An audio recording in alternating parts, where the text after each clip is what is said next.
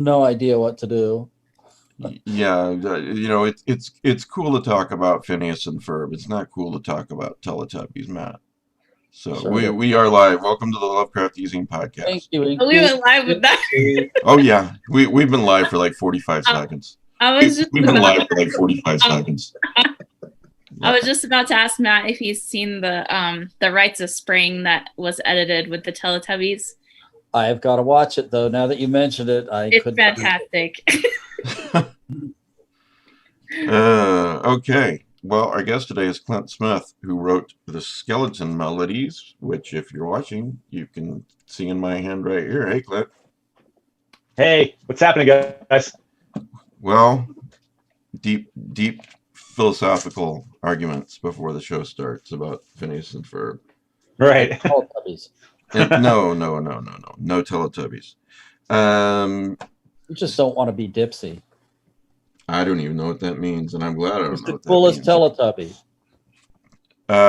Why don't you introduce yourself? Don't mention Teletubbies, and talk about the prize for this episode. Hi, I'm Matt Carpenter. Our prize today is a novella called Hammers on Bone by Cassandra Caw. It came out a couple years ago. It's a nice, quick read. And if you want to win it, send an email to ezineprizes@gmail.com. Put hammers in the subject heading, and we usually draw a winner in about 4 weeks. So you got plenty of time to get your entry in.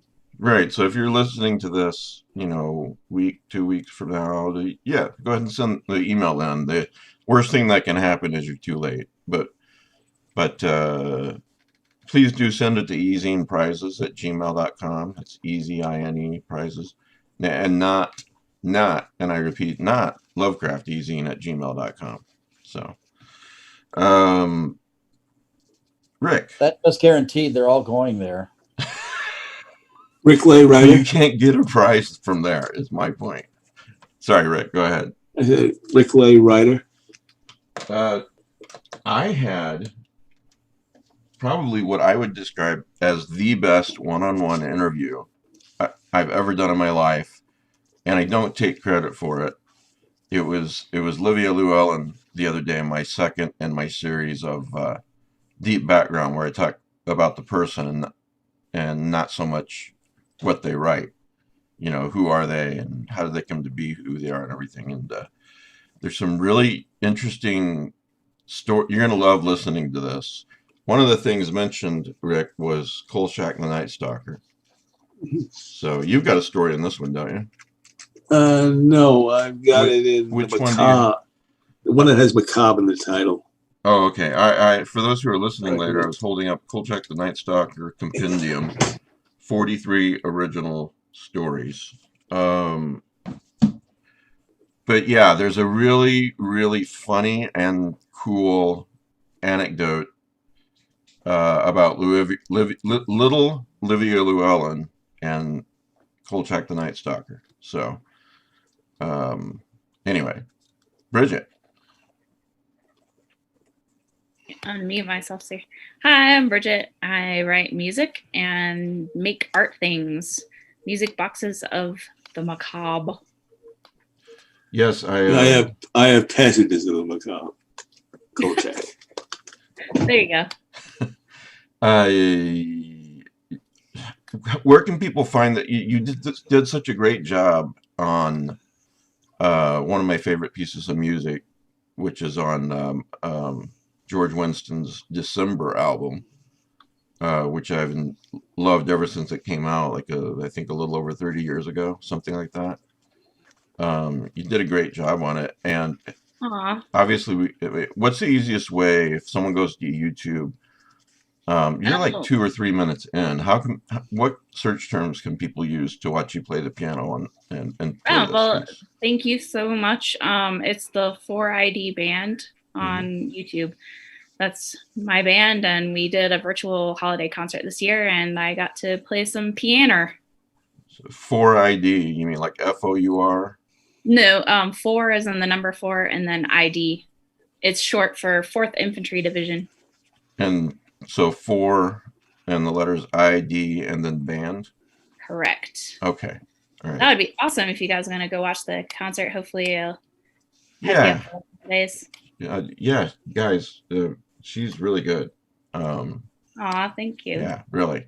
And I know what I'm talking about. So, Sean, you want to introduce yourself, sir? Yeah, hi, I'm Sean Hamill. I'm a novelist, also of the macabre, I guess, while we're using that adjective. I wrote A Cosmology of Monsters, which you can find, in most chain bookstores or indie stores or wherever you like to get your books. Well, it's interesting that we keep bringing up that word today because, as you guys know, I love the sometimes corny, sometimes really good CBS Radio Mystery Theater that ran from 74 to 82. And man, I just blanked on the E.G. Marshall was the host, and he always pronounced it macabre. So, I don't know. I don't. Maybe We it may. inspired that. Here's an unrelated sidelight. There's a movie that's named Macabre. It was one of those terrible monster shows from like the 60s or something. When I watched it, my dad said, "What are you watching?" And I said, "Macabre." Oh my God. I've never lived it down. Probably not. Well, maybe it's one of those things. Was that the William Castle movie? Was the guy from Gilligan's Isle? I think so, but it was so long ago, and I've been so humiliated I never watched it again. Yeah, he almost didn't become a doctor. He almost ended up like on Skid Row, with needles in his arm because of this. Multiple needles. Yeah. So, well, maybe it's like the plural of octopus. Octopuses and octopi. They're both correct. So maybe there's two correct ways to say this. And if I really cared, I'd Google it, but I don't. So we have a guest today. You don't have to mute yourself. You're the guest. We'll let the guest talk sometimes. Clint Smith, how are you? I'm really well. Thanks, fellas. Thanks, everybody. So I heard. Well, again, first of all, this is a really good collection. Speaking to the audience. Thank you. It's called. If you can't see it, you're listening later, like most of you do. The Skeleton Melodies, a collection by Clint Smith, and it's 13 stories. Correct? Do I have that right? Correct. Yeah, I thought I. Yeah. Yeah. And yeah, 13 very, very good stories. So be sure and pick that up. And the really nice thing is that it's, as many books are, it's available in print and for Kindle, but it's on Kindle Unlimited. So if you're part of that I hate to make Jeff Bezos or whatever his name is richer, but it is kind of a neat program where you can borrow books more or less like you're going to the library. So the Skeleton Melodies are on, the book is on Kindle Unlimited. So enjoy, pick it up if you're in that program. And they're not paying me to say this, they should, but if you're not on that program and you read a lot, you probably should be in the program. I don't even know what it is. I think it's like $10 a month. I've saved so much money having that, so, instead of buying books. So, tell us a little bit about this collection. I know especially Rick is going to have some questions for you too, but I'll start off. For those out there that are listening to us, they're being introduced to you for the first time, and you've written this book, which is your second collection, I think. Is that right? Yes. Okay. Correct. Okay. Tell us about the book, as spoiler free as you can. I mean, you don't have to go through each story or anything, but yeah.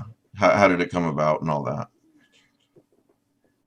So, the first collection of stories that I got antiquated or acquainted with Hippocampus Press and some of the reps over there was Ghouljaw, and it was never, the stories that were there were never really intended to be a collection initially. I was just honestly, I had zero connections in the community at all.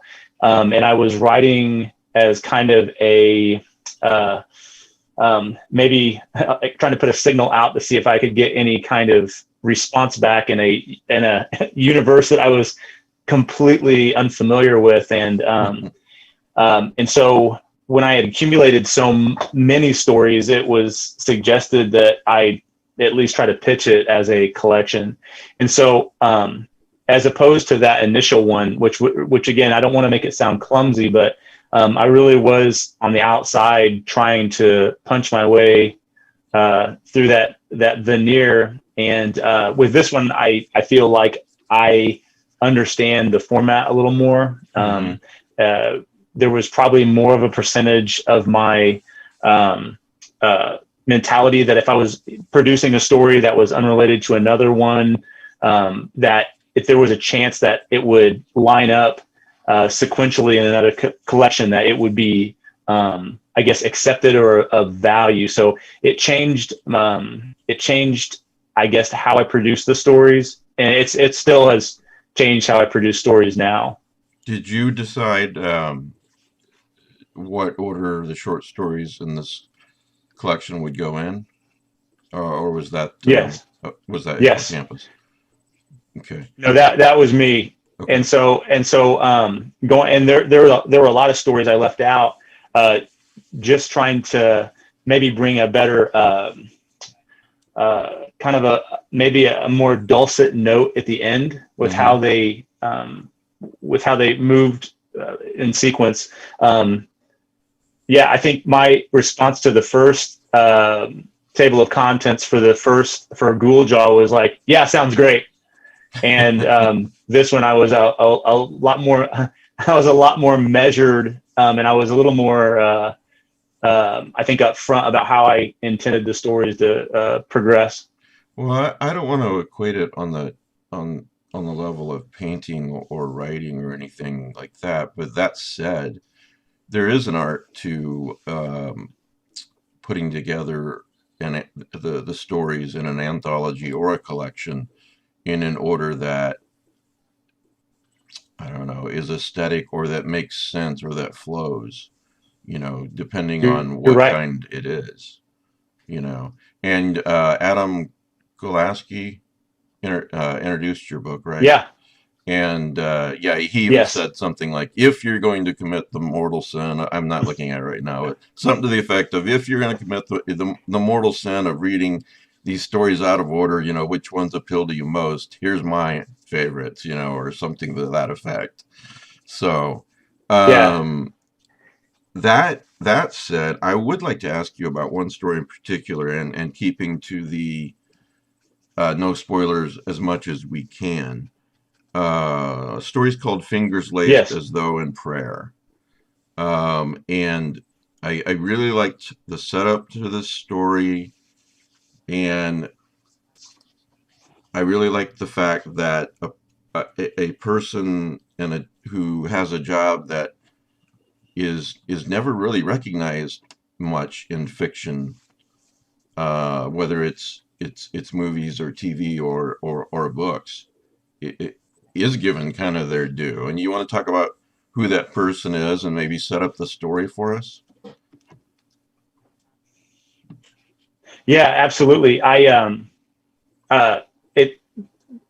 Part of the challenge for, I could write about screwed up 20-year-olds until I ran out of ink or paper or screen space. But I had this idea about writing as a elementary, middle school girl, and my biggest challenge was to really adopt language that would be appropriate for her in her perception. And so that's not a novelty in itself. Writers do that all the time, where you can't use certain terms that they wouldn't understand. So the most you can do is give them the benefit of the doubt up front by, I guess, making them appear as an intellectual as a child. But at that boundary, I think where I started pushing it, I understood that it was this little girl story, but also if she was perceptive enough to understand the nuance of language, she would probably understand how adults were interacting. And my adult in this situation was only one person, and that was a bus driver. And so that pushed me into an area that, as most of my stories do, have some kind of essence of regret. And I kind of feel like, in this day and age of essential workers and people who are unsung heroes, this story was written a couple years ago, and it really got me thinking about just a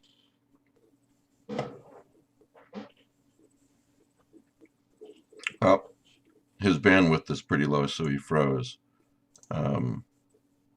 You guys are still there, right? Yeah. Yep. Sorry, I was worried about that. When he comes back in, we'll continue talking with him.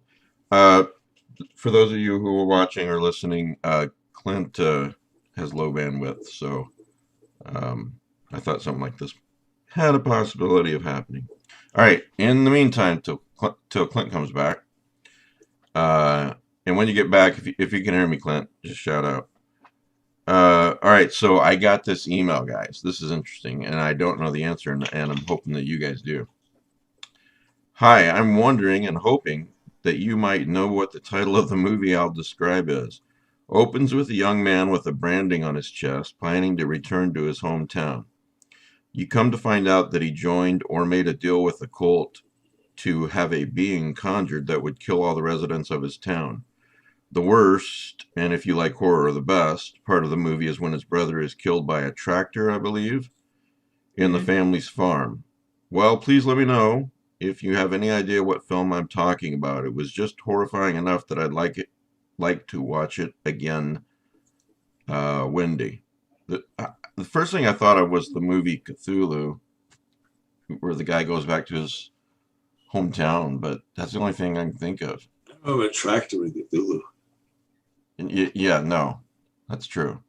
It seems like something I would have watched, but I don't know what it is either. Yeah. This is where we really needed Pete. Yeah. Yeah. I don't know Mike what this movie is. DeBronzo's on the chat. He might know. He knows a lot of that kind of stuff. He says "Deadly Blessing" from the '80s? Question mark. Yeah. Yeah. Mike comes through. He came through on my Livia Llewellyn thing the other day.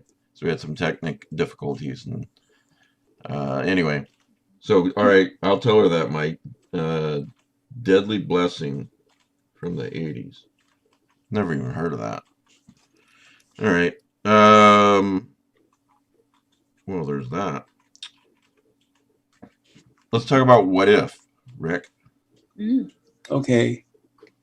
What If is a Marvel TV series, which will be a cartoon coming to Disney Plus around June, I believe.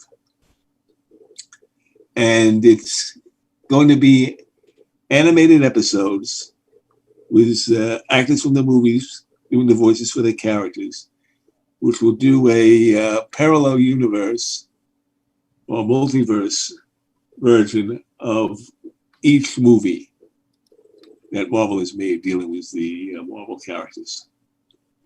So Captain America is going to be, what if Peggy Carter became the super soldier instead of Steve Rogers? They're going to have an episode which would be, what if T'Challa became Star-Lord rather than the Black Panther? And they have some weird one that somehow has Captain America's a zombie. Right. I don't know. It's probably going to tie into the Winter Soldier because you see the Winter Soldier in it. Wasn't it a reality entirely with zombies? There was a comic book or a comic book series about Marvel zombies at one point.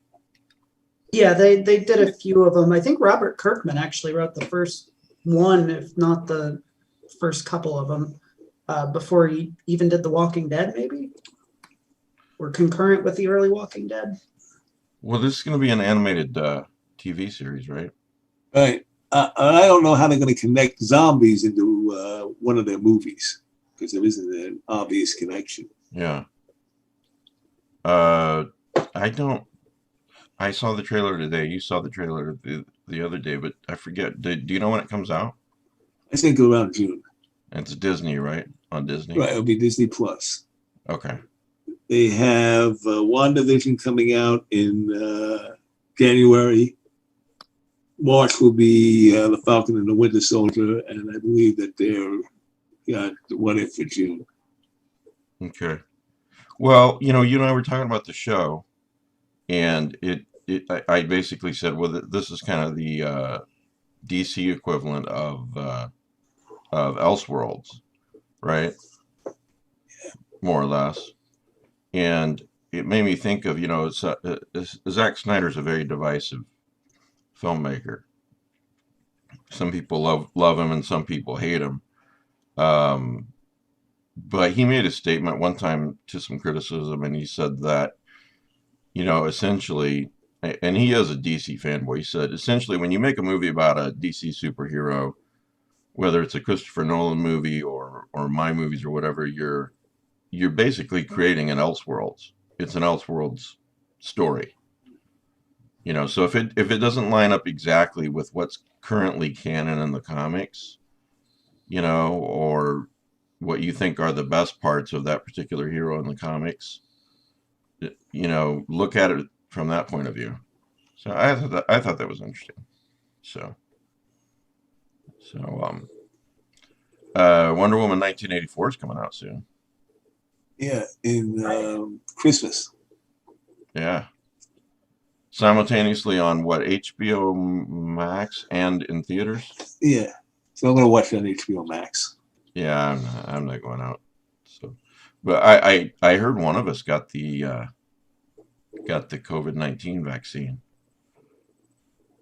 Must have been the aren't they supposed to vaccinate the most important people first, Matt? Well, it depends on how you define important. Doctors are important. My daughter got one too.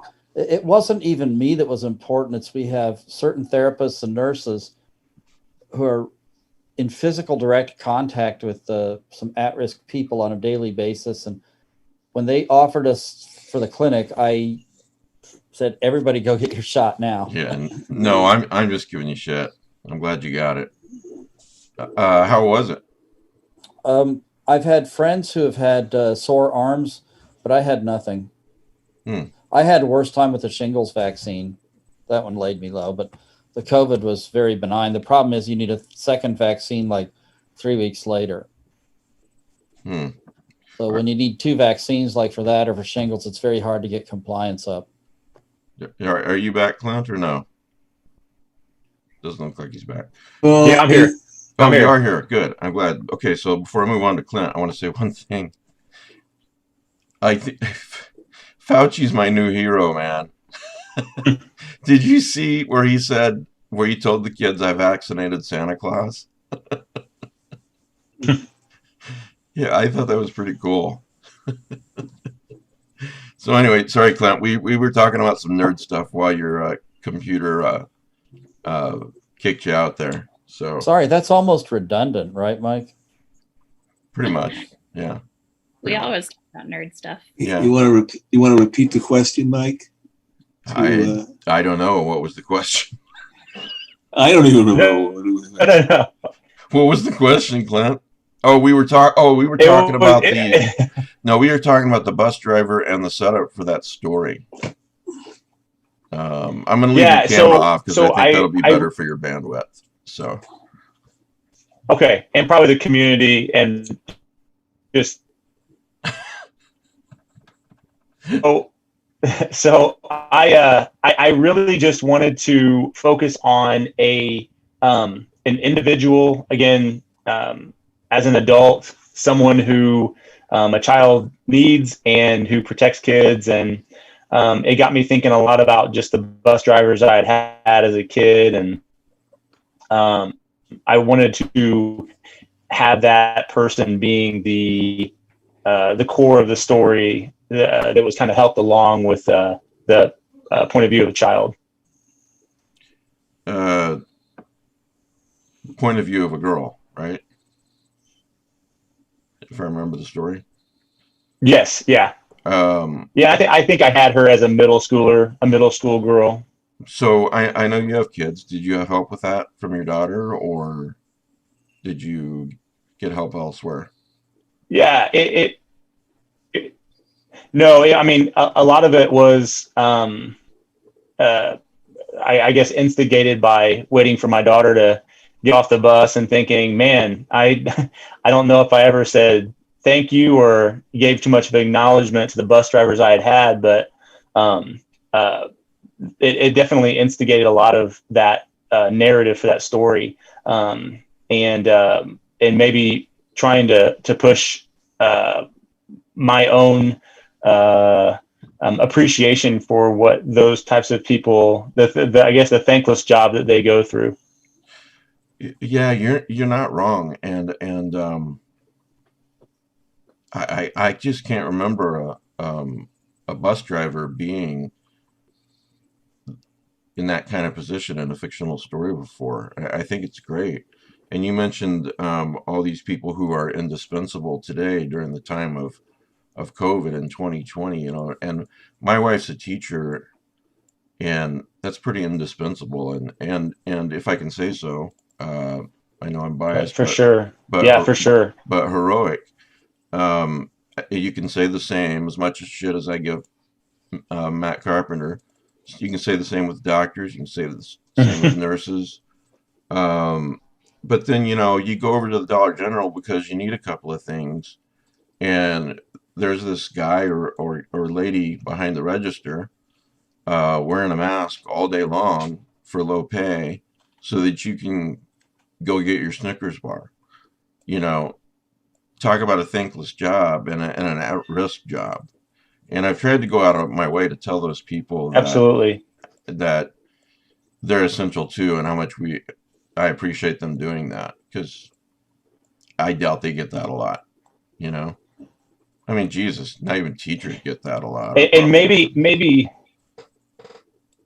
Sorry, go ahead. And with teachers, I think too, with teachers also, I think that, maybe there's this underlying idea that they probably, it feels so good to hear that they're appreciated, but at the same time, there are these jobs in the world where it's just such a natural fit for them. Like, there's, I mean, if you would make their job so much more fulfilling if you would tell a teacher or somebody at the Dollar General that, you appreciate what they're doing. But for the most part, they've landed themselves in that position because they are so in tune with what they need to do for other people. And so I'm not saying dissuading any kind of thanks for that, but those kind of service jobs are really such a great match for a lot of people. And I mean, I'm in one of those positions too, where I think, it's like I don't need a chocolate chip cookie every day, but when you get one, it's great. So when you get a compliment, it feels good. But at the same time, I have this kind of sense that this is what I'm supposed to be doing, or those service jobs are something that's getting people where they need to go. Yeah, for sure. I remember a story about a bus driver, nonfiction story some years back. I'm thinking like 10 to 15 years back, where he felt like it was a calling. Anybody that got on his bus, he felt like it was his job to try in some small way to make their day better. Maybe to make them smile or whatnot. Yeah. And I realize we're getting maybe slightly off the topic of skeleton melodies, but in a way we're not, because of this bus driver that you made into a protagonist. So that's pretty cool. I just wanted to say that to you, and I like the setup for the story a lot as well. Rick, thanks, man. Yeah, sure. Rick, do you have any questions for Clint? Clint, we were talking before the start about your love of Universal horror movies. Did you get into horror through watching those movies on television? It was mostly my parents when I was growing up.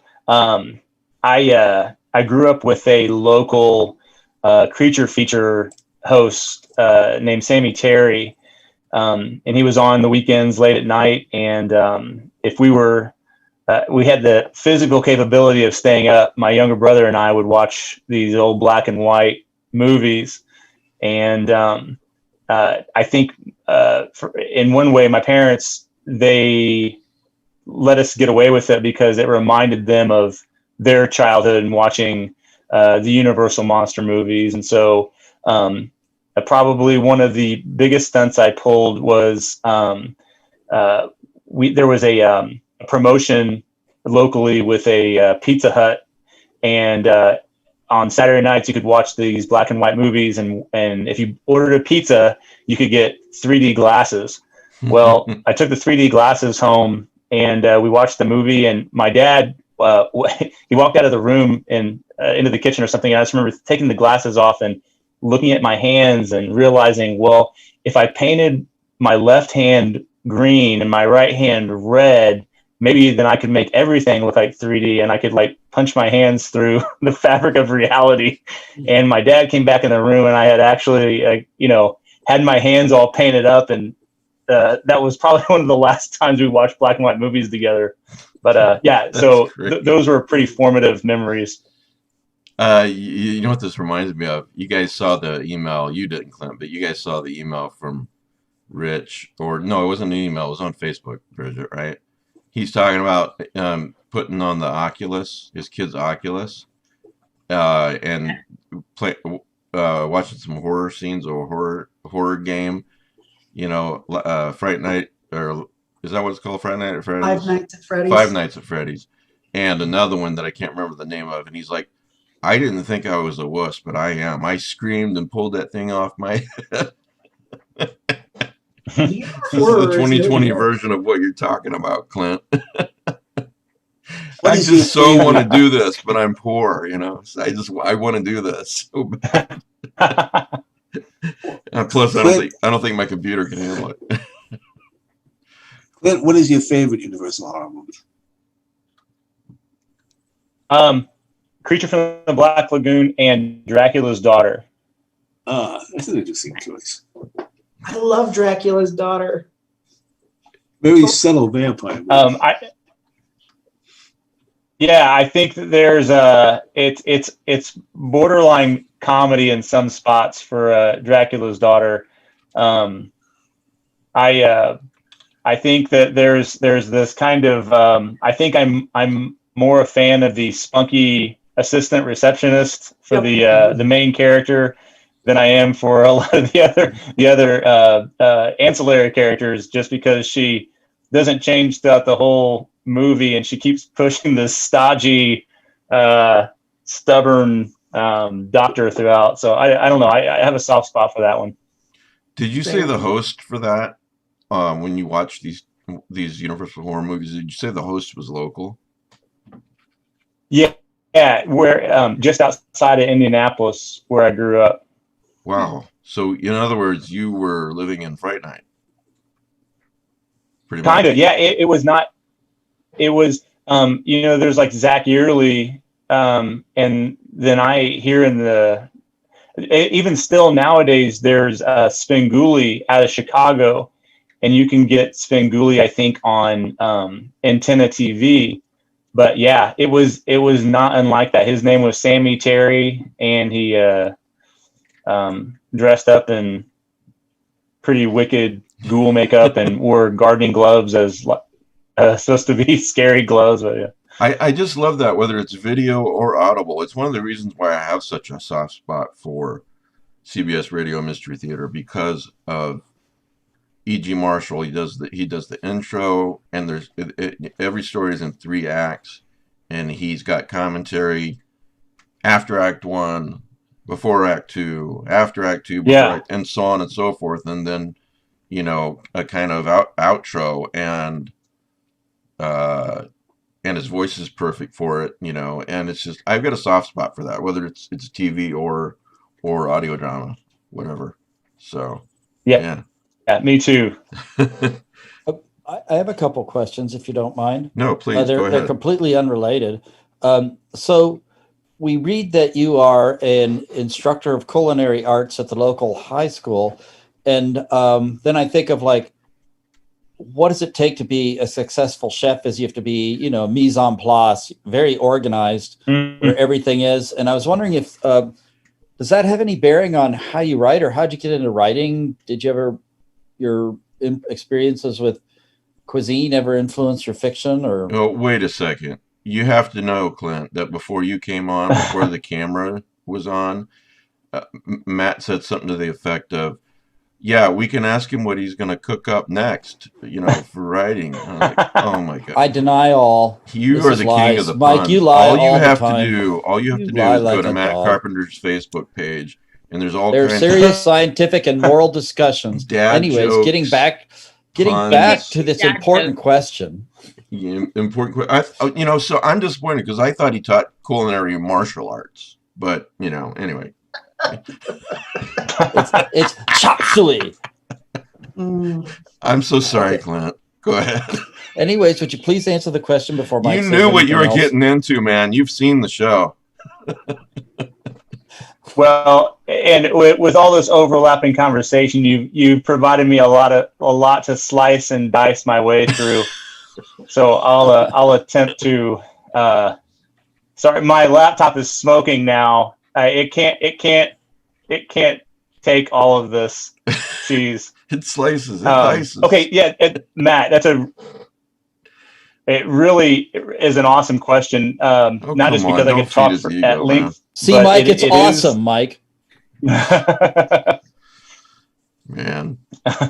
I would say that my formative days in the restaurant industry and in culinary school in Chicago they paralleled my interest in writing in particular. I'd say that when I moved to Chicago, I was probably at the peak of maybe working with other people with music. I really wanted to be a guitarist in a band, and working with some of my other friends, I thought we were going to make it big. And it was just being a teenager and thinking silly thoughts, but it was all collaborative. Music and some of these other art forms were really dependent on agreements with people at the moment. And what I learned about writing was it was such an independent, solitary thing that I could be productive on my own. I wouldn't have to worry about anybody and their pace. And so I think my understanding of what it took to be a chef really mirrored what it took to be someone who was going to be capable in the writing community. And a lot of it is your diners in the dining room. That's your audience. And just like a writer has that, we need readers to sustain us. And so while it is a solitary thing, it was simultaneously something that was really dependent on interaction with people. So that was probably the basis for. I'm sorry, I didn't mean to interrupt, but I was just going to say that's such an interesting parallel. No, that was it. Yeah, that is such an interesting parallel. I've never thought about it that way. Like I said at the beginning of the show, I had a great interview with Livia Llewellyn, Patreon podcast, and she mentioned something similar, that she thought she might get into acting, and then she thought she might get into fashion design and everything, and she realized that so much of this is dependent on other people, whereas writing is not. I mean, obviously you want to find an audience, of course, but Right. the art of creation is you and you alone. I am kind of interested, Clint, how you got started writing. Like a lot of the writers that we see or on the panel, they started, writing stuff when they were kids, and it evolved from there. But some went to college for English or for writing or whatever, but some went completely different directions and then ended up there. When did you actually start putting words on paper? It was when I was in Chicago. I had my best friend. We went to Chicago together from Indianapolis, and he's still a stand-up comedian. It's been a rough year for the last 10 months for stand-up comics, but not as far as material goes, but just as far as venues go. But his name is John Findler, and this is late 90s, and we went up there, and John was at Second City. He did Improv Olympics, so he was doing stand-up in Chicago, and he was never at the apartment. And so it was really just me cooking. And so I started off just basically mimicking what I had heard people doing when they were in like kind of solitary confinement and just like journaling. And I realized that some of the language I was using was close to free verse poetry. And what I was writing was definitely not free verse poetry, but as I started to try to refine it, I understood that it mirrored what I was reading from the poets that I liked at the time, Thomas Lux, and Stephen Dobbins and Charles Simic. Those are the poets that I looked at their work and thought I had kind of stumbled onto something. And so from just journaling to poetry, I realized that if I could just string together the words that I love so much into maybe a fictional story, that it could be something that I could share with somebody. And so it would take years after that to work, but it all just started off as kind of looking at the subway and sitting on a train and trying to cobble together a bunch of clumsy thoughts. Talk to me about, you like writing short stories, right? So Yes. Talk to me about the concept. I saw this in an interview. I don't remember who, I'm sorry. But I thought it was a really good question. The concept of backstory in a short story and how it's hard to do, but important to do. And I'm sure you can put it way better than I can. Can you talk about that for a minute? Yeah, I don't know that I'm bold enough to say that I have any sort of strengths in my own writing, but I do have a suspicion that I do like quickly developing characters in a almost a novelistic way, but in the bookends of a short story. And so for me, it has been extraordinarily important to provide some type of base coat of a backstory for my characters. And a lot of it has to do with my appreciation for the form. I fell in love with short stories, and I think that I'll probably operate mainly in that for my career. But for me, it's never really been about putting on display something that's going to shock anyone or something that's going to be too avant-garde. I really am concerned with my characters. I'm concerned with winding them up and watching them go. And hopefully, if they have any kind of endurance, they'll go for a long time. But in order to do that, I've got to fuel them with something that is sustaining. And I think that that's where my backstory comes in, is that it might seem within the story as kind of a laborious chain of passages, but I really would like to give them enough muscle to run. Well, there's so many great short stories out there. We all know that, and yours included. But there's, you also run across the occasional short story where that's not been mastered, and because it is a short story and it's not been mastered, that these characters are paper thin. Yeah. So so yeah, that really interested me when I read it, and I wanted to ask you about that. So not to I do have more questions, but not to monopolize. Bridget, Sean, Matt, Rick, any more questions for Clint? Yeah, I have a question. Since you were talking about writing and poetry and free form thought and kind of having to put that together, I noticed in your stories that there was very much there were a lot of sections and a lot of paragraphs with space in between and things like that. And I I found that really interesting because it almost seemed very cinematic or like a screenplay to me.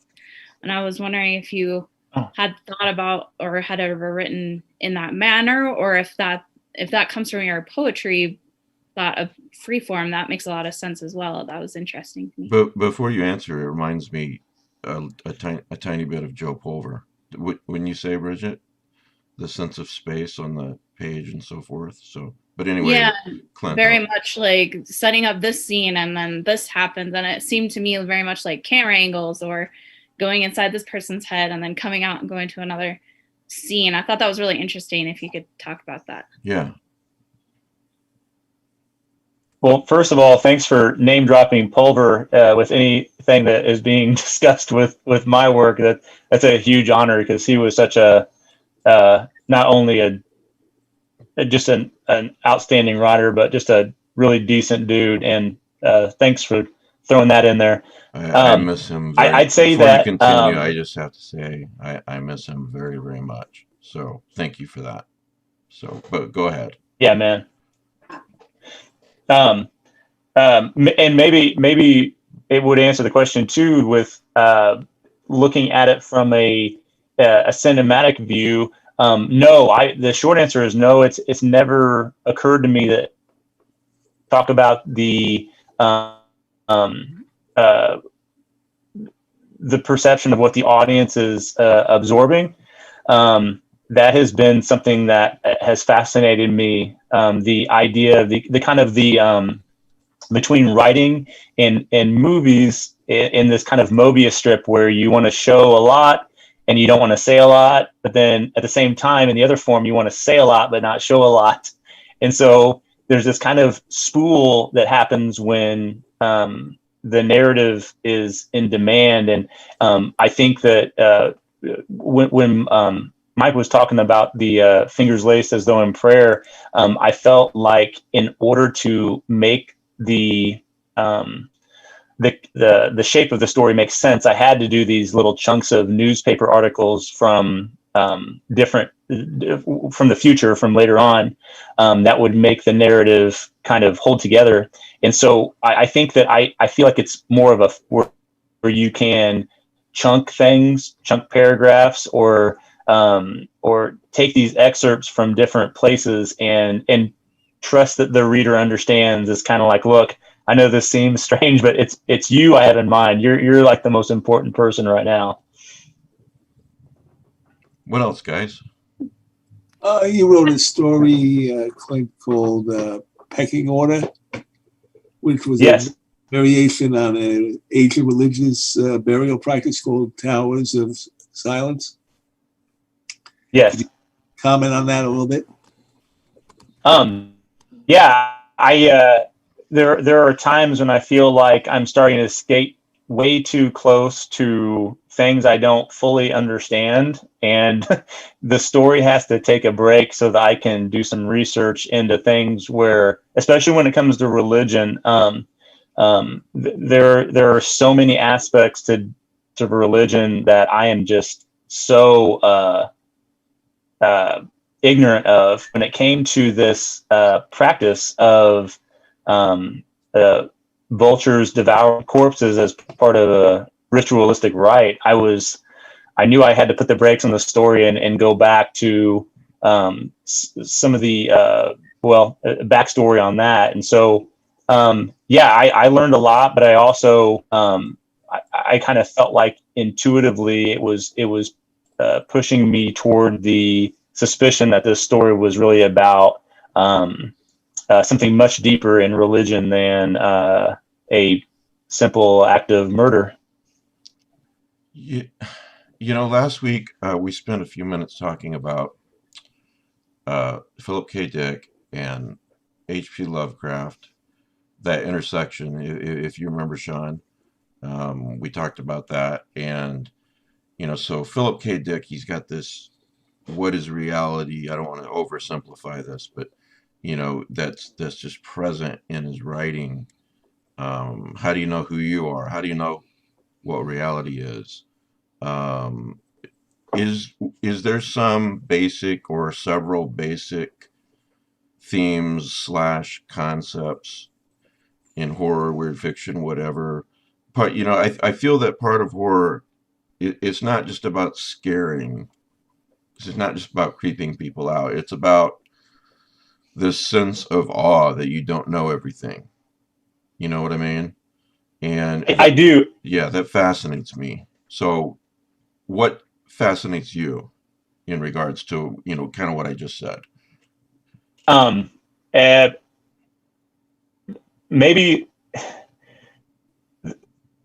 the reason why I write in the mode of these kind of hapless people is not just to gain sympathy from my audience, but I do daily, not to sound too inept, but I'm daily amazed that I have gained the capability to function in a way that I could be called a dad or a husband or a teacher or a pedestrian.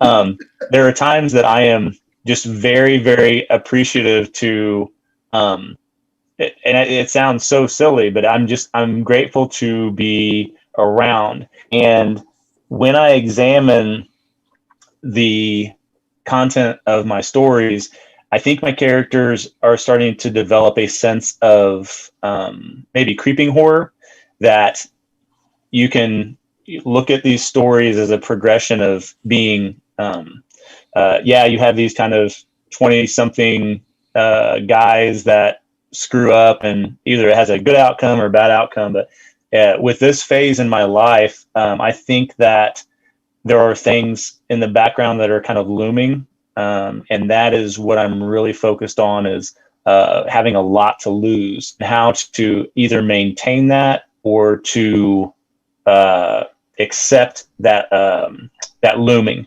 And that could be a lot of things. It could be a something that happens on a bus stop, or it could be something that comes from some dimension. And that's really what I think I'm focused on, is catching something out of the corner of your eye. I love that. I love that phrase. It reminds me of something that I'm always fascinated with, shadow people, that sort of thing. Sure. That kind of fictional concept. I love that. I remember I did read a 2013 interview where you said that the thing that scares you most in the world would be the loss of your kids, and I really empathize with that. You have 2 kids, I believe, right? Yes. I have one, and I cannot imagine anything worse than losing him. Part of the contract, I think we're supposed to maybe participate in, is part of it is this, like seeing your faces on the screen is part of this community that I've never made more friends than I have in the last 10 years. I didn't get on Facebook until 2013, when Derek Hussey at Hippocampus said, "Hey, you might want to find new ways to promote this book instead of just sending out emails to your family." And so, it's been with a little bit of feet dragging that I've done social media. But so there is this kind of yin yang that is either regrettable. I don't know. I know that I've met a lot of people that I consider now friends. I wouldn't have met them otherwise.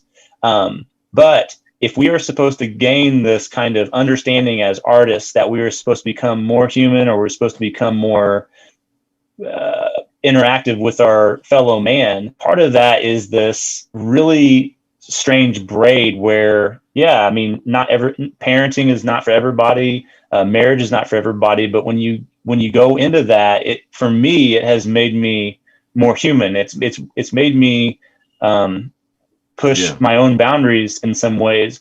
And then again, the other twist of that braid is that, well, there's something just behind that. You used the word the shadow people. I think that this idea that you have these characters kind of wound up, maybe there are other eyes on that kind of narrative that you're producing. And so it is scary and exciting, but at the same time, I don't know. I don't know what you want from me is kind of the idea, is like, I want to be a good participant too. You just unpacked a lot, and if you'll bear with me for a second, I want to try and unpack some of it. First of all, there's you guys know I love these faux documentaries like Lake Mungo and so forth. I forget the name of the one. Rick or Matt, maybe you guys can remind me. I watched it recently about Savage Land. Savage Land was very, very good. I highly recommend it. I love Lake Mungo and I love Savage Land. And for those who have seen neither, if you will sit down in front of them and watch them, and yes, they're fiction. But if you put yourself in the mindset of, okay, I'm watching a documentary, and you do it at night, you're really creeped out. As my friend Paul Tremblay likes to say about Lake Mungo, in caps, that scene, in Lake Mungo. And if you've seen it, you know what I'm talking about. So there's that. There was speaking of the shadow people, there was another faux documentary that I watched recently. It involves, I wish I could remember the name, but what involves if you get on these at the end of this train track tunnel at night, and you can watch the mouth of the tunnel for a full hour without blinking, then this creature will start to haunt you out of the corner of your eye, out of the corner of photographs, so on and so forth. If anybody watching, or if any of you know that, I enjoyed it. I wouldn't put it up as high as Savage Land or certainly not Lake Mungo, but it was very good. Made me think of that. And of course, there's always what I mentioned a million times. There's many others, but like the Hall of Fantasy old time radio show, early 50s, called The Shadow People, is very, very good. It's one of the creepiest out there. So, and then you mentioned, correct me if I'm wrong with what you're saying, Clint, but, being thrown into these roles as father or as husband or as whatever. Am I understanding you right when I say that? Does that make sense? I don't feel like I've been thrown into those. I do feel like the most selfish I've been in my life. The only real payoff I had was kind of mapping the boundaries of my existence.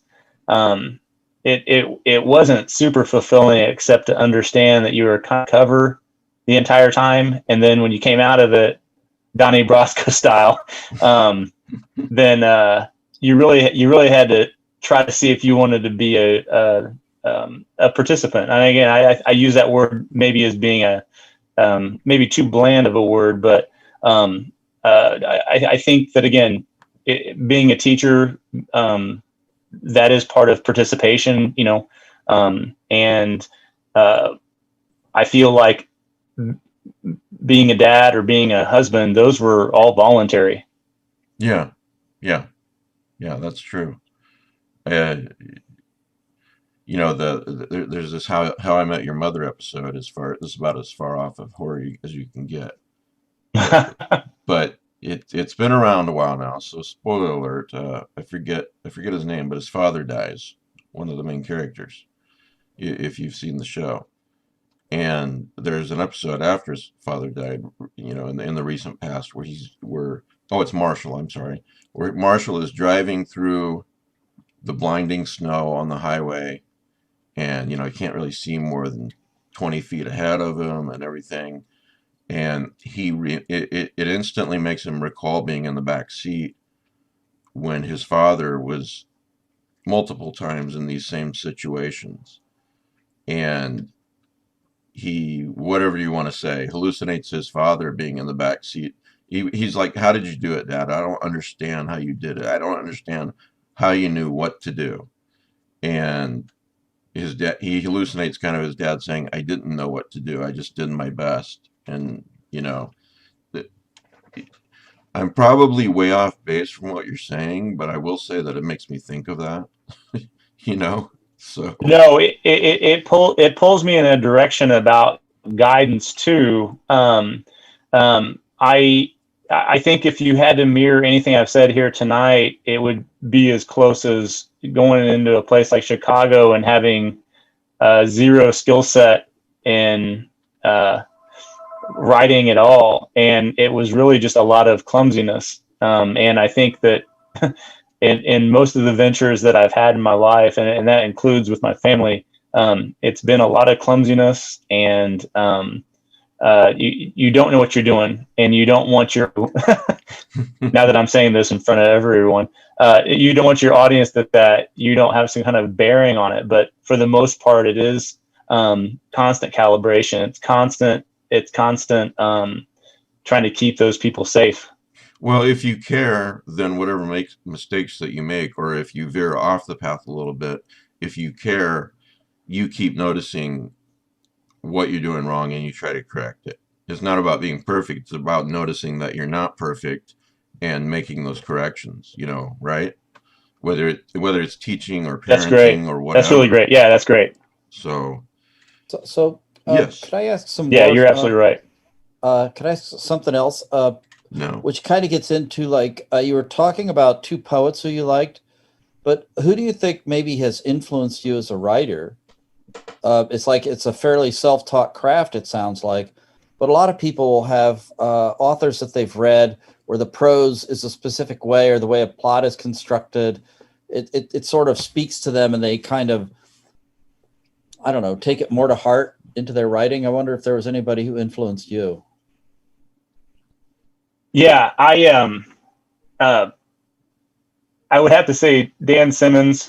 I had a shoebox full of paperbacks that I took to Chicago with me, and I had Summer of Night in there because my younger brother, he had tried to tell me about this in the early 90s, and I really just didn't pay attention to him. I mean, he was a little kid. We were watching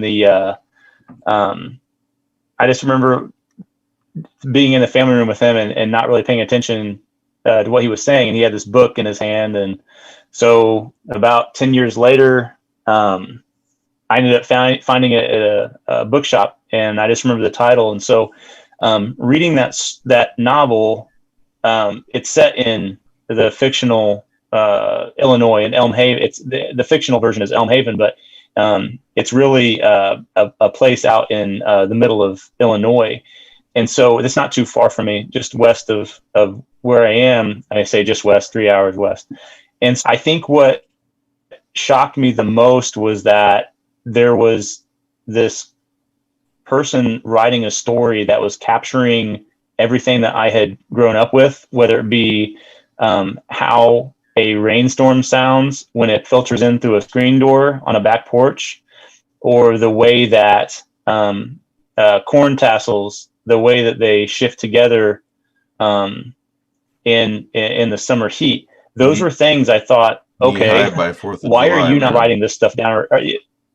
Yeah, exactly. I mean, I'm from Iowa, so I was, So I was 20, and I thought, okay, so you've grown up with this. Why are you not putting a pen on paper and doing the same thing this person's doing? And so, Matt, I would definitely say that novel changed the way I saw writing, I guess.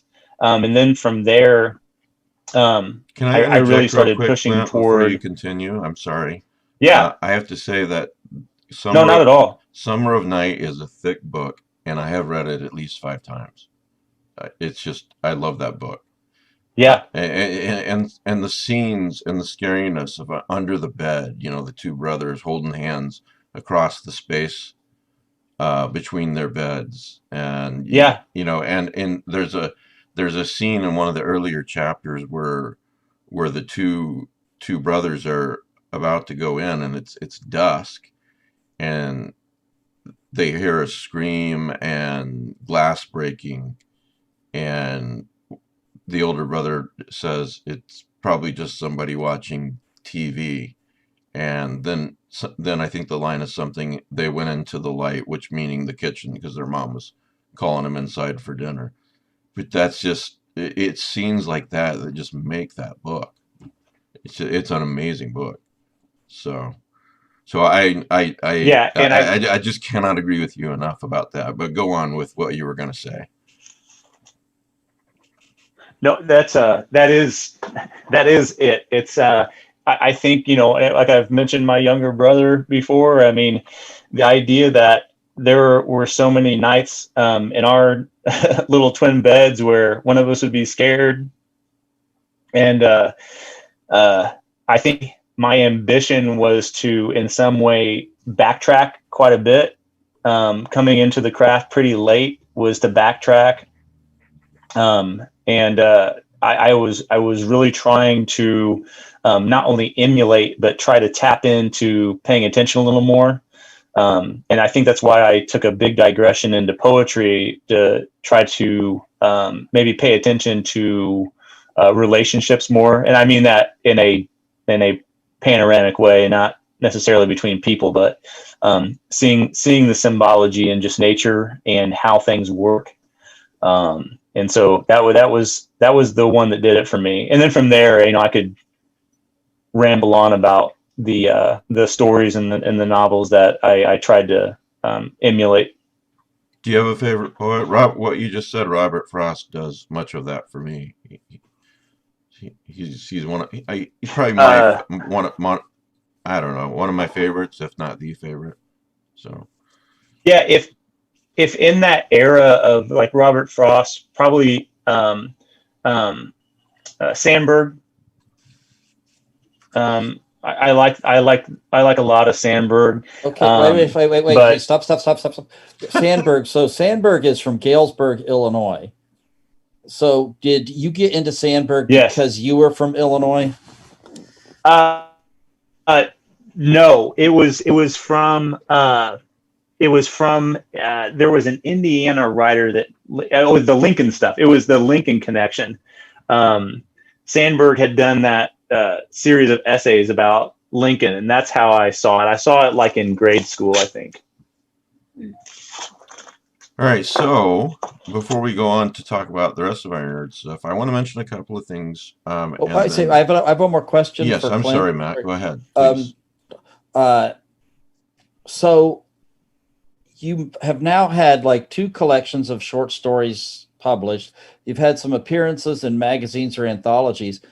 What do you got in the works? Are you actually thinking about trying a novel, or are you writing some more short fiction, poetry? What's going on now? You're not going to ask him what he's cooking up next? Well, all of this stuff is in the proving drawer. He really did say that. I am not making this up, Clint. You make it up. You'd lie like a rug. Okay. Well, what is in the proving drawer of your mind? Hey, Mike, Matt Carpenter sent me a private message that said, "I'm going to make a joke in a second. Just go with it." Should I be doing that? Yeah, go right ahead. I don't care.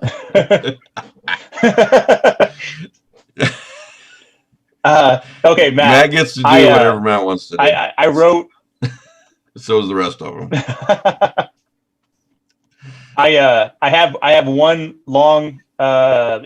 I would say it's about 40,000 words. I wrote most of it during quarantine. Being a teacher, I was not laid off, but man, I was really disconnected from my students, and there was a lot of downtime. And so I tried to make a big productive push towards something. And I tried to integrate some of the topics that most people were talking about with the pandemic. And so I have something really long that I've been working on. And then I'm trying to make a last minute push towards a story for Night Script, C.M. Muller. Oh, yeah. His annual window is from January 1st to the end of January. And so I've got something I'm really, really trying to push there. Those are great. For the most part, it's just more shorts. Those are really great his aesthetic is just amazing. Yeah. What was the joke that Matt wanted to play, or did I miss it? He said, I have some cooking jokes. Just go with it. Oh, is what the text says. Yeah. See, I'm right. I'm right, man. I think people are like now spying on me or stalking me or something. Well, I- if that Really makes you just feel have people- important, yeah, go with it. So, I've got one last question. sure. One of the stories in the book is by Ghosts Be Guided. We have two Oh, kids yeah. who were collecting comic books, and they find some stuff hidden away in certain magazines people would not want them to read. Is that based on anything in your real life? I like the idea of the curtain being pulled away from pretty innocent people. It's I would say it's definitely very close to some of the experiences I had as a teenager, and maybe more so in the way that boys treat other boys, and how there's quite a bit of salvation linked up with menace. So yeah, I would say that one hits pretty close to home. So, here's what happened. Jordan with Hippocampus, I'm sorry, Press, sent me an email some months back. Now, I get a hell of a lot of emails from publishers and authors, wanting to be on the show, wanting a review, so on and so forth. And I wish I could get to them all. I can't. So he told me about the Skeleton Melodies by Clint Smith to see if I was interested in getting a review copy and possibly having Clint on the show. And the next thing that I noticed was that you had, for this book, you had rave reviews from people I respect. Ted Klein, Laird Barron, and others, John Langan, but Christopher Schlatsky, Daniel Mills. So I think I said something to Jordan like, well, if it's good enough for Klein and Laird, it's good enough for me. Yeah, let's do it, without even having read the book yet or being sent the book yet. So for those of you, my point is, for those of you listening out there, people I respect, and I believe you in the audience, people that you respect, people like Laird, they loved this book. So pick it up and read it, whether it's Kindle, print, whatever, pick it up and read it, and follow Clint on Amazon. That's a great way to keep track of an author. When they have another book coming up, you get an email and saying, hey, there's, Clint Smith has this book coming up in a month or whatever. So do that. Clint, did I miss anything, or did we miss anything that you want to finalize with before we go on to our other topics? No, just I talked earlier about making connections in this community, and I'm just again grateful that you would have me on this platform. When it comes to respect and those authors that you clearly have a lot of respect for, and I know it's been getting to this point, a tennis match back and forth, a lot of reciprocation with giving a lot of respect for this platform. I'm grateful that you would allow me on, man. Oh, I'm glad you're here. And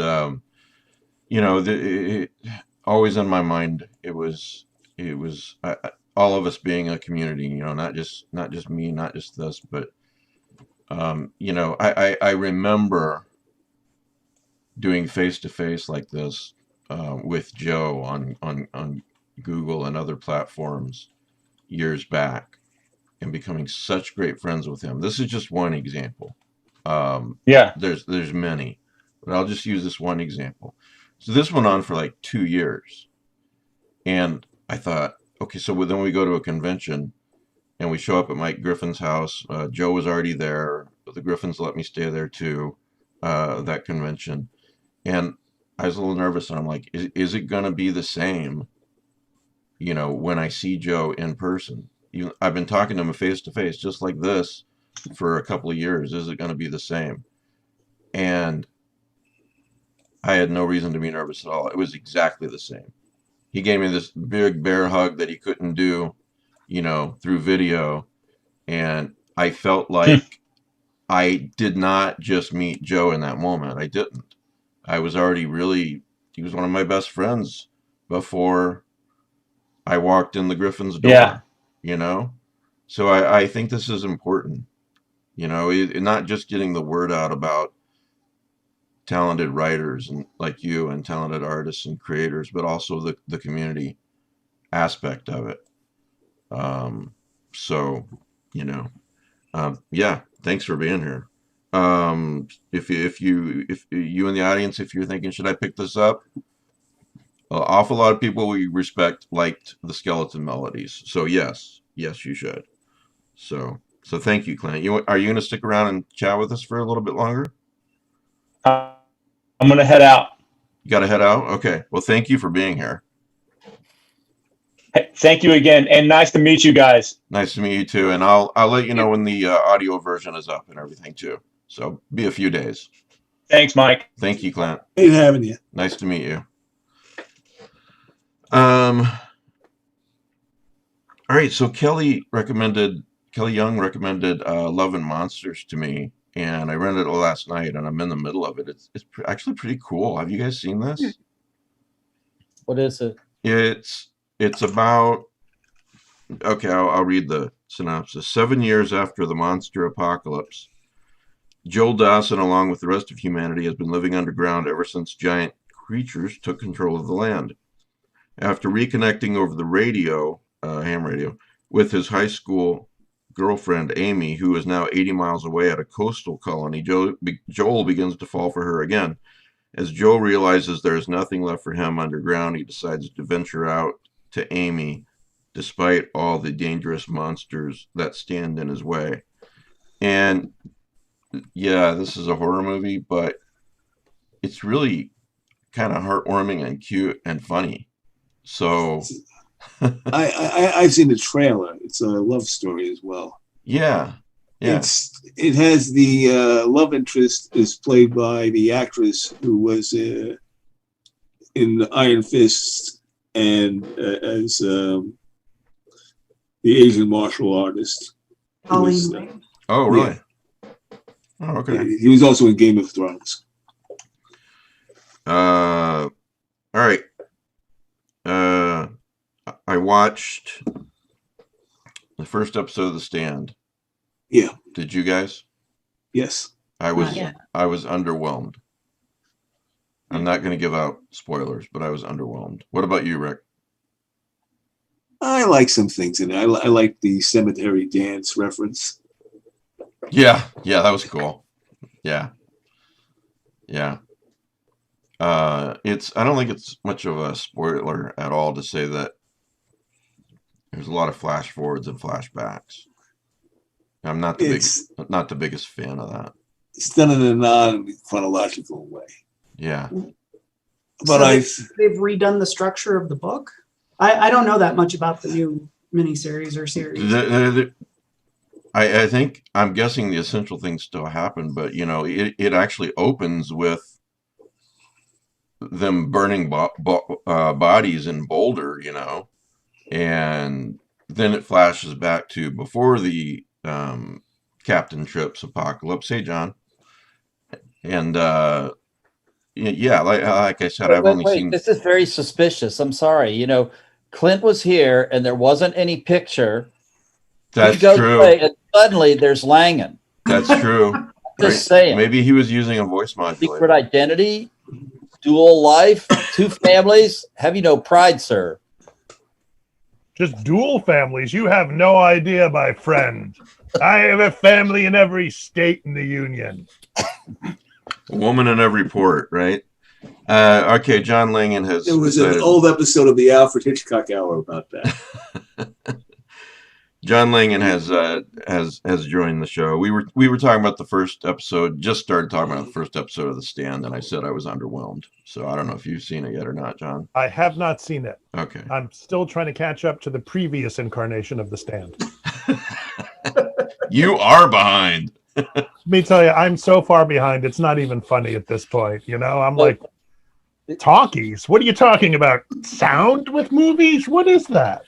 All right, I haven't had a chance to listen to it yet, but a friend of mine sent me a link to an NPR interview with Christopher Nolan, and I am going to listen to this because this fascinates me. I'm really interested to see what he has to say, and he's talking about the concept of time in all his movies. You know, like his breakout was Memento, right?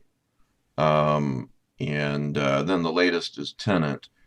I've heard mixed reviews on Tenet, and finally it's hit streaming, but I will tell you what, I am not paying $20 to watch Tenet in my living room, so I'll just wait till it goes down. But if That's true. I've seen your living room. I wouldn't pay $2 to watch it in your living room. Hey, I just decorated for Christmas, pal. You might want to revise that opinion. Your poor wife. She did all the work, didn't she? No, actually, I did this year. Oh my God, it looks wonderful. That poor woman. Just to get back to this, Mike. Just to get back to The Stand, the last episode will be written by Stephen King. Oh yeah, I heard that he's gonna do go beyond the end of the book. Yes, something that's not in the book or the previous miniseries or anything. Which, I mean, it is a short book. You know, it could use a little bit of little padding. Yeah, maybe.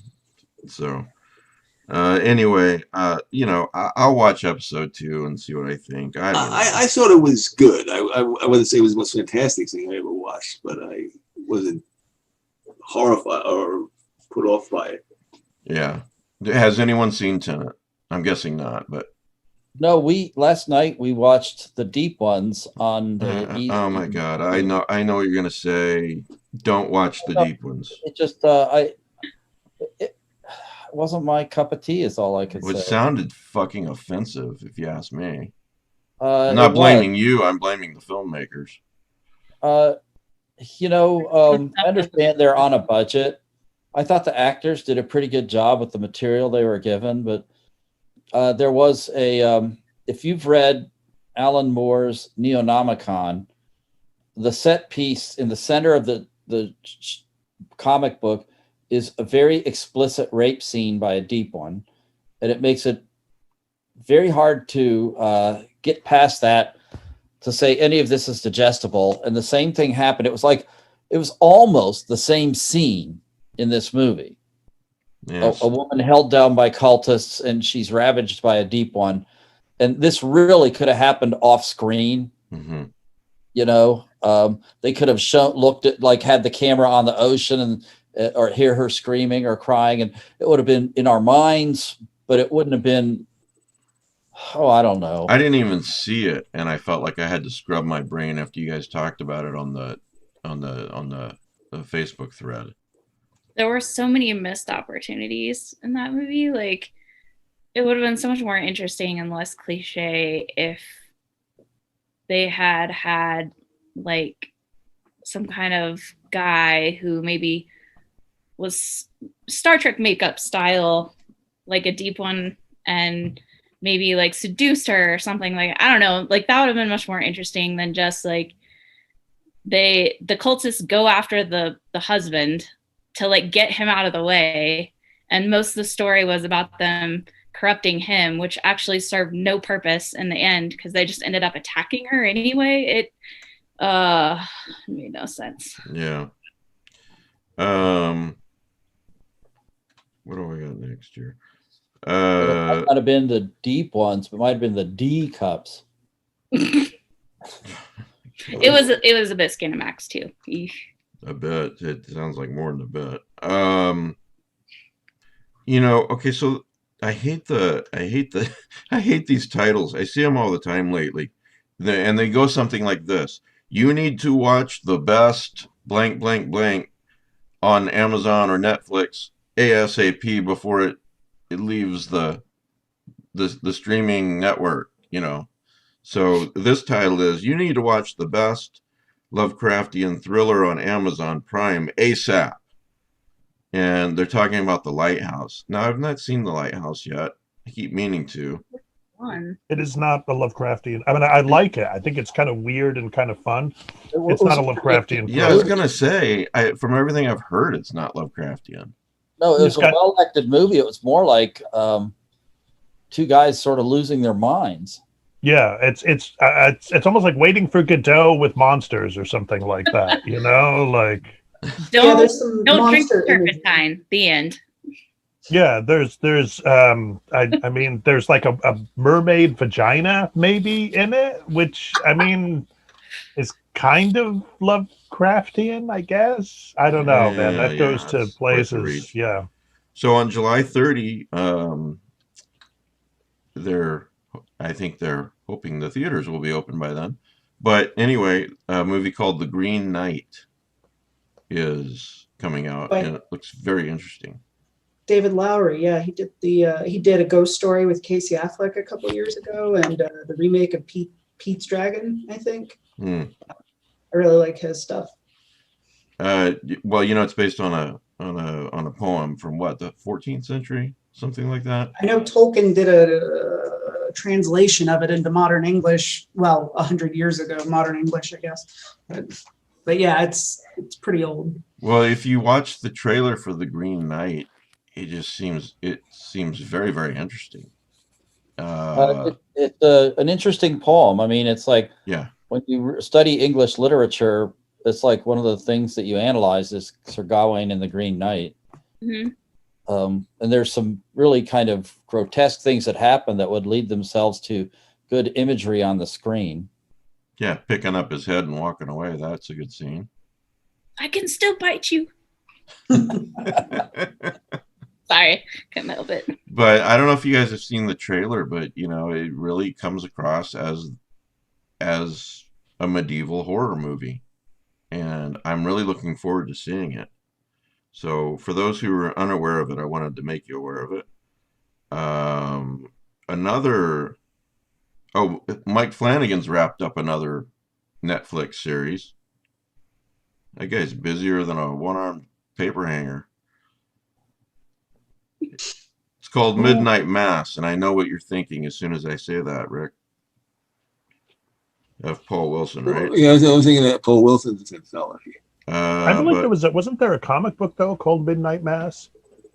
I don't know. DC, I feel like what seems like a few years ago, but it could have been 20 years ago. It looked pretty interesting to me too, Mike. Well, I'm sorry, what, Matt? The Midnight Mass. I looked. I read that blurb you handed around, and it looked pretty interesting to me. All right, I don't know the plot, but here's a quote from Flanagan. "This series has been a dream project of mine for many, many years. It is the most personal story I've ever told. I have been reluctant to direct a whole season again after Hill House, but I'm so glad that I did in this case. I am so lucky to have worked with this cast and crew." And then he tweeted on the 16th, "That's a wrap on Midnight Mass. It has been an extraordinary, unprecedented production, and I cannot be prouder of this amazing cast and crew. In fact, and I do not say this lightly, this has been the best production experience of my career." So, I don't know. The only thing I could say is the very last paragraph. I'm reading this off the Bloody Disgusting website. "Interesting to note, the project has ties to both Hush and Gerald's Game. Midnight Mass was the book Maddie Young wrote in Hush, and it later appeared in Gerald's Game." So there you go. Anyway, he's a talented guy. I'm looking forward to it, but that's pretty much all I know. What have you guys seen or read lately that you'd like the audience to check out? So Pete had mentioned on the chat, I think, about Rare Exports, and 10 years old now. Yeah, it's like super old. I don't know why I had never seen it, but that's a great movie. I'm gonna commit blasphemy and tell you that I've never seen it. Oh, there you go. See, it took me a long time to see it too. So I thought it was so cool. It was really, really scary, but also funny and just ironic. And especially for Christmas time, it was a nice break from all the mushy stuff. I thought it was can really I entertaining. let me ask you this. Can I say to Danielle that Bridget recommended a Christmas movie for us? Oh man, you're just always trying to get me in trouble with her. Oh shit, she heard that. See, for the record, I did not tell her. What are you doing? You're supposed to be plotting with me, not against me, Bridget. Okay. But it is hilarious. I really enjoyed it. It was creepy in all the right places, but it was lighthearted and just weird and fun. I don't know. I love you. Great. She's glaring. She's glaring at me off screen. So. Okay, but I have the Ho Ho Hodor shirt on, so in the Christmas mood, I watched Letters to Satan Claus today. Oh God. It just came out on Sci-Fi yesterday. That's the best title ever. It is hilarious. Okay, because I find bad movies hilarious, first of all, but if you like scary Mystery movies, Science Theater 3000, the Bridget Brynmark version. yes. Oh my gosh, this movie would be ripe for it. It's so funny. If you're sick of watching Hallmark movies right now and you just want something scary, like sort of scary, but this takes all the like Hallmark tropes and then kind of combines it with Krampus and Wishmaster. I don't know how to explain it any other way than that, but you just talked me out of really it. you talked me into Rare Exports and out of this one. So that's fair. I mean, Letters to Satan Clauses, you have to be in a particular kind of mood, I think. Okay. But it's really funny. Anybody else? Books, movies, TV, whatever? Has anybody seen the movie The Creature Below? It's available on Amazon. Mm-mm. It's on my potential list for movie night. Rings a vague bell. Yeah, I mentioned it before. It's a Cthulhu Mythos movie. Oh, it is. Definitely. They don't explicitly say it, but you get Miskatonic University on a plaque somewhere, and you see Cthulhu written down somewhere. A marine biologist discovers a strange, unearthly creature in the depths of the Atlantic. Soon she forms an almost symbiotic relationship with the creature and becomes obsessed with it to the point of madness. I mean, the question is it good? I liked it. Okay. That doesn't answer the question. I know. I was thinking, Rick, you dodged that question. I thought it was good. Poor Rick. Anyone else want to chime in? Yeah, there is I had a chance to watch a movie called The Last Wolf, which is the Karl Edward Wagner sort of biopic that's been done independently over the last couple of years. It's a feature-length production. It's an hour and 40 minutes long, which I didn't realize when I put it on late at night. I thought it was just like 40 minutes long, and an hour and 40 minutes. But it does a terrific job of mapping out Wagner's life. And oh, that's interesting. Yeah, it's their interviews with the late Dennis Etchison, with Peter Straub. Oh my God! Also, really? all of Wagner's family. He was the youngest of 4 children, and all his siblings are still alive, and they give quite generously of their time. His nephews, his now adult nephews, also have a lot to say. And Stephen Jones is there. Even our pal St. Joshi shows up somewhat briefly. But it does a really good job, I think, of explaining who this guy was and why he mattered. I wouldn't have minded them saying a little bit more about his editorship of the year's best horror, the Daw series that he edited. That was a huge part of his what made him such an important figure. Absolutely, and I remember reading those as a kid, and what I loved about them, as much as anything, were his introductions to every story. When I got each volume, I would go through and read all of his introductions first, and then I would read the stories.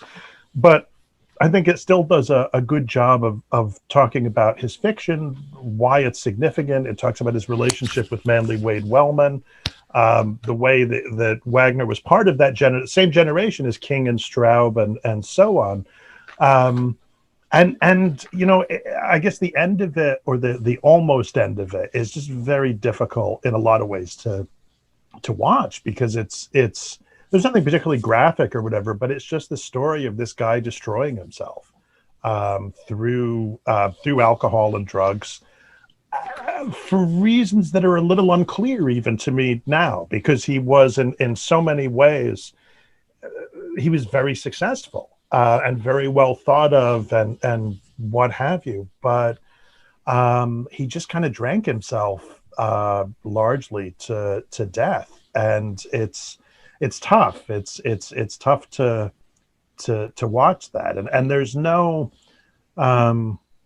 there's no really good reason for it. You know, like at a certain point, his wife left him because he put his hands around her throat, and she was like, "I'm out of here."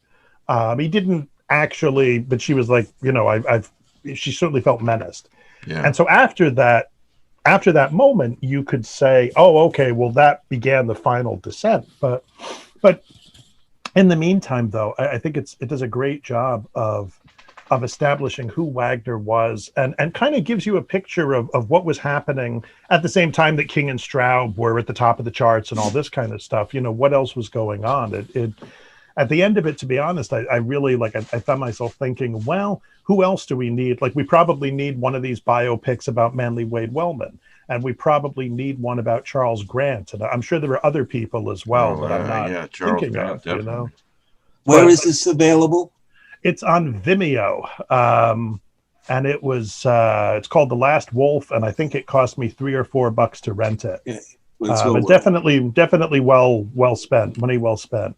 I also saw the Joe Lansdale documentary, All Hail the Popcorn King, which is only 45 minutes long, which is, you know, and therefore is more compressed, but which is just, I always love seeing, I feel like I'm spending time with Joe whenever I watch any kind of documentary with him, you know, and he's just like, well, there I was, you know, and I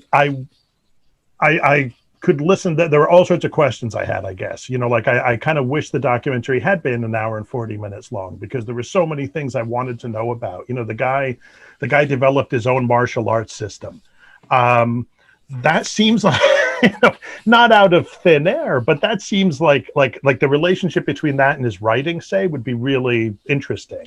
I asked Joe some years ago if he wanted to be on the show, and he said yes. And I explained that it started life as a live video podcast, and then it got turned into a regular podcast after that. And he was just like, I don't know if I have the tech skills for that.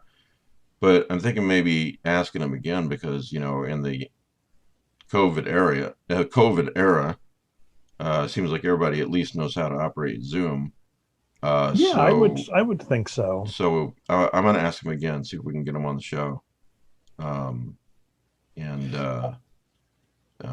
He's a sweetheart of a guy, and his daughter Casey is lovely. Great voice. She's a singer.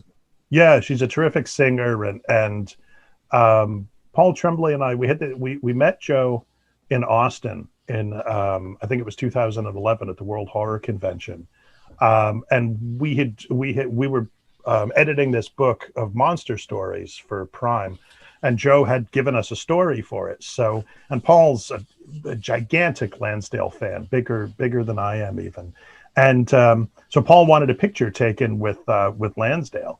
And Joe was very good about, you know, taking a picture and all this sort of stuff. And Casey was the one who took the picture. And then, you know, she's being quite charming with Paul.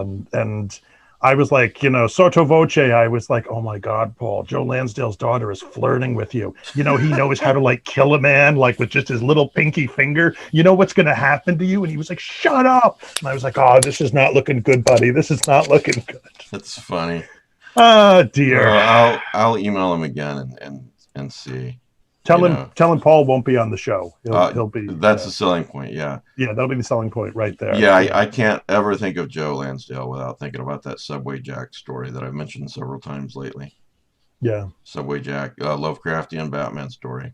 So I would want to go back 1 second to Carl Edward Wagner, because he Yeah. did something that I don't know if a lot of the newer horror fans know about.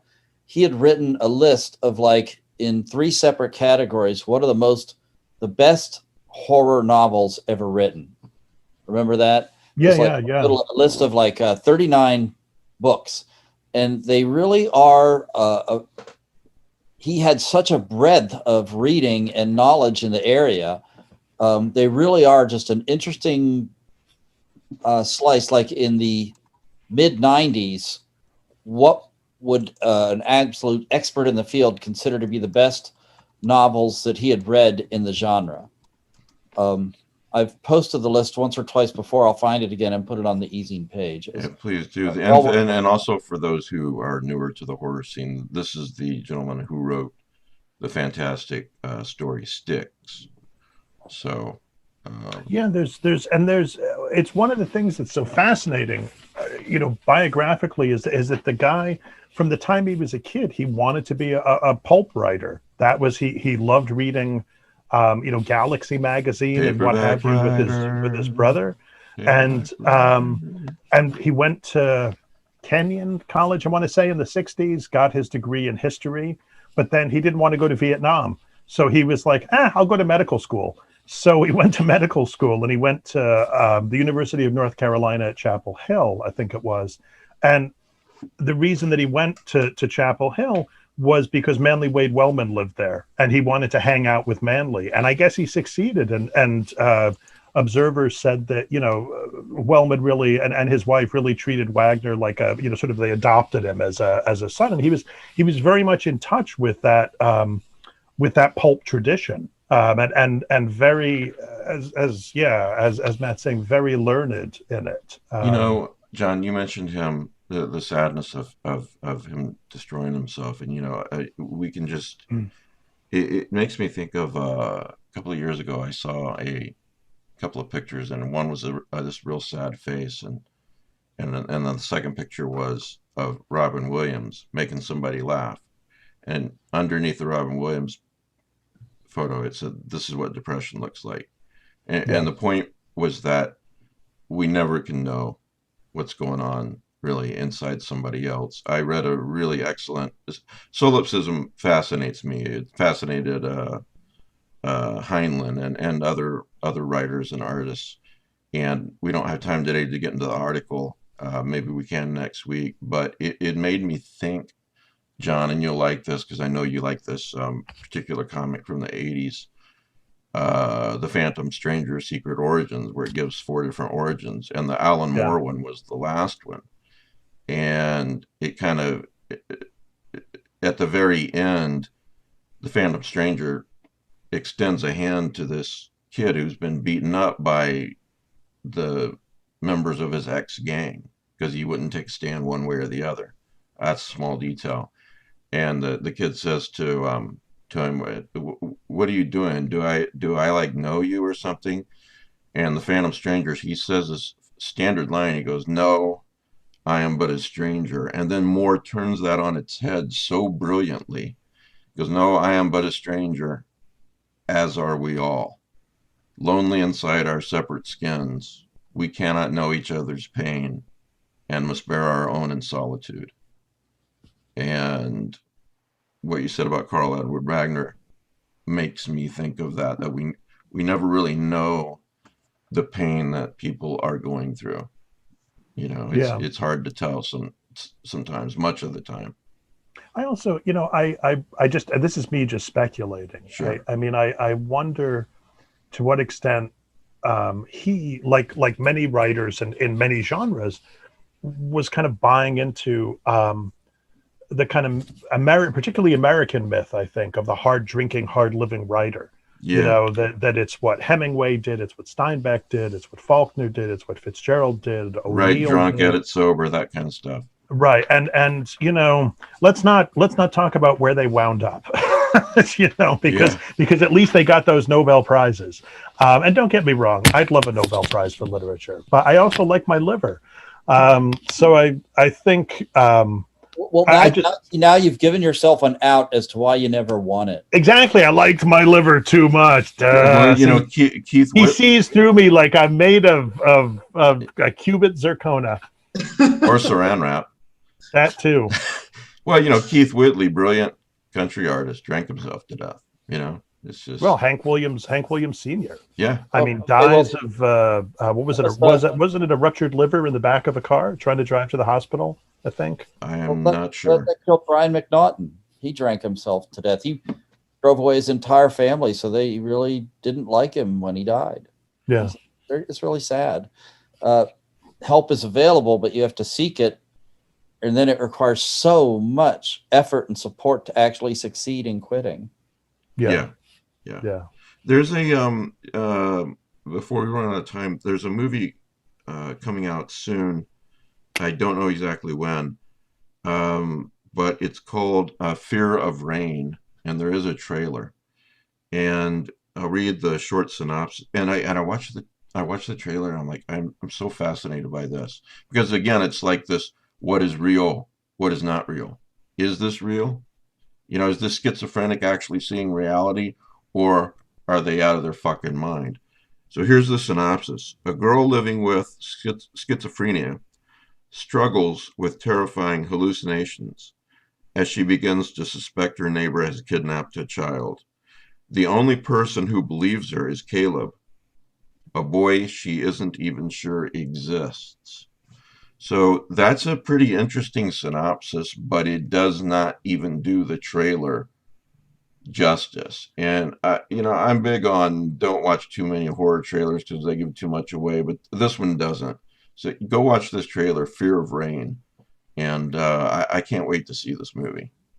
So want to let you guys know about that. What else we got? I've got a general question, I guess, for the group. Yes. Since we're heading into the holiday this week with Christmas, I've kind of been rereading The Woman in Black, the Susan Hill novel, just for a good Christmas ghost story. I'm looking for read-alikes for that. If you guys have any suggestions.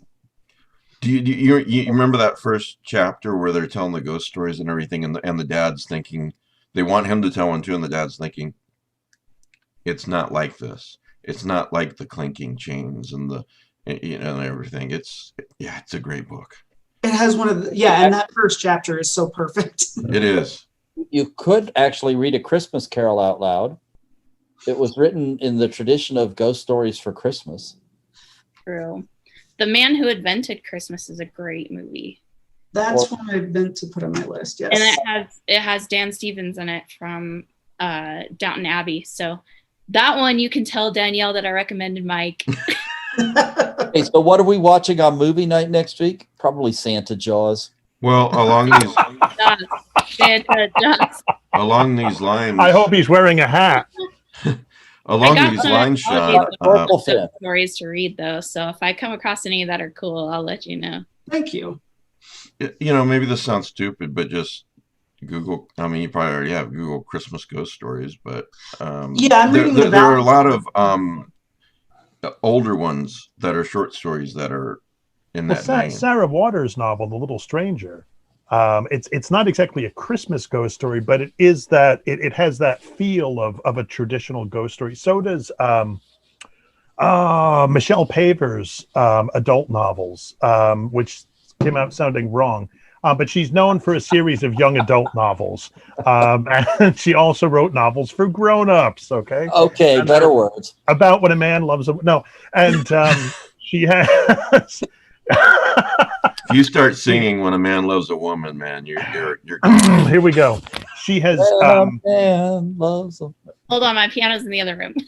She has three novels. One is called Dark Matter, I think it is, like the Peter Straub novel, but which is, I think it's just a brilliant novel about a guy who's on an island. He's some kind of researcher, and he's on an island. This is probably like the 50s maybe, and it's a Norwegian island maybe, but it's north of the Arctic Circle. and he's there by himself doing some research, and weird things start to happen, and it is fantastically creepy. It's definitely not the kind of novel to read if you're living alone, you know, that sort of thing. Also check out the little known National Lampoon's Christmas Vacation. And then she has a novel called, I think it's Thin Air or Dead Air. Thin Air, I think it is, which is about it's about a group of people. It's about mountain climbers who are going up. It's not Everest, but it's one of the related peaks, and there's stuff going on there. And then her most recent novel is a novel called Wakenhurst, which is a kind of haunted house novel, English country house thing. And she is just, man, she is. Those three books are just terrific. They're really great. So you'll like this, Sean. This is a nice segue to, on your question. We're doing Quiet Horror number 4 on Tuesday night. That would be the 22nd of December at 9 p.m. Eastern live. So that's 8 Central, 6 Pacific. It's me and the Thomas brothers as usual, and Emma Gibbon, who wrote Dark Blood Comes from the Feet. And as usual, we're just going to read stories, and Scott and Jeff are like, oh, we're going to take that. This is 3 days before Christmas.